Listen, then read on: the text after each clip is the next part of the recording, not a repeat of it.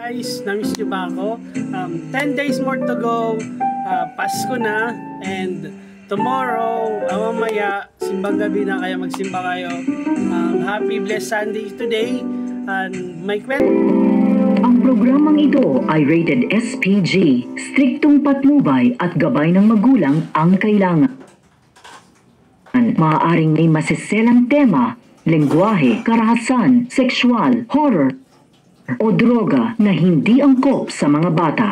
Ang tunay na pangalan ng mga tao, lugar at organisasyon na may kaugnayan sa kaso na tampok sa palabas na ito ay pinalitan at binago. Ang anumang pagkakahawig ng mga bagong pangalan sa aktwal na tao, lugar o organisasyon ay hindi sinasadya. Bedtime story, bedtime story, bedtime story, Kuya Marky, bedtime story, bedtime story. Nakakatakot na nakatawa. Ito tayo ngayon, bedtime story natin ngayon. Pero bago yan, may kikwento akong karanasan bago mag-birthday. Isang araw na habang nanonood ako ng TV, may pumasok isang tao. Pero bago yan, ang kwento natin ay pinamagatang kutsilyo. Naglalaro, may gusto maglaro kasi nanonood ako. Ang sabi niya, Kuya Marky, pwede maglaro. Sabi ko, wag muna, nanonood ako. Sabi naman niya, ay tago na lang natin sa pangalang Dominic. Tapos sabi ni Dominic, sige na, maglalaro ako. Tapos pumasok siya ng walang kabog-abog. Kasi parati naman pumapasok yun. Tapos sabi niya, maglalaro lang siya ulit. Sabi niya, wag nga muna kasi nanonood ako. And yung phone kong isa, nasa anak ko. Tapos sabi ko, may utang ka pa nga 30 pesos. Sabi naman ni Dominic, hindi 25 lang. Kaso, mahilig siyang magsinungaling kasi nga, parating babayad ang 10 piso tapos mag-extend, utangin. Kaya, pero dahil hindi naman ako gumagamit ng computer, hinahayaan ko lang.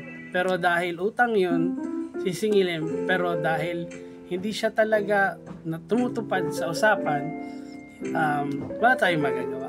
Pero nung isang gabi, pinakitaan niya ako ng, ito kutsilyo eh. So, pag pinakitaan ka ng kutsilyo, anong interpretation mo ng ganun? Comment nyo guys kung anong gagawin nyo. Pero sa akin, ay papabarangay ko. Kinausap ko na yung tito niya, kinausap ko na yung isang barangay konsihal, sila na mag-usap. Bata pa kasi tapos may ganun na siyang notation. So, kawawa naman, pero kailangan disiplinahin. So much for that. Parating isumbong sa barangay pag may ganyang tao. Kasi, perwisyo yan. Diba? Di naman natin lalahatin, kailangan pag-usapan. Pero pag inulit, buhay kasi ang kapalit niyan. Diba? So, may mga tao na ganun, ipagdasal na lang natin kasi may mga taong nakakalimot na sa Diyos na pwedeng kumitil ng buhay na. Ganun. Marami na kasi ngayon yun. So much for that. Please do support our live, subscribe, like, and share my video. Please no bashing and basher, thank you. Not supporting, pero nanonood kayo, alams na. Your comment means a lot. So, bedtime story ko ngayon, kutsilyo. Please send your kwento mo, isi-share natin yan. Please do comment kung anong masasabi nyo pag pinakitaan ka ng kutsilyo.